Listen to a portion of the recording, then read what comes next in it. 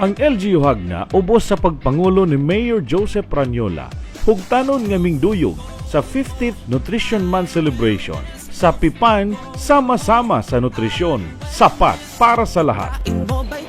Today is not just launching, it is also a celebration to show that we value life through good nutrition and to aim awareness. We are 100% supporting sa mga programs sa health. So, ang ato karon 50th Nutrition Month, dilipod kay karon na mo lihok ani.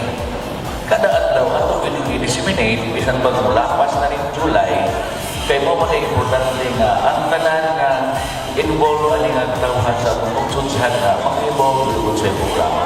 Proud na ko say na tungod kay ang atong agriculture sector usaman sa mga tagaan ug dako nga budget ug pagtagan sa atong mayor ang most priority program una nga makaingon ta nga kita isip kaapat sa atong health officer office nagpagpilin o nagpadayon ang atong desire o ang atong commitment sa pag-implement sa mga food production programs na makatubag sa nutrition sa atong mga individual households labi na sa atong mga kabataan. Iwan sa atong mga hamtong. Sabay sa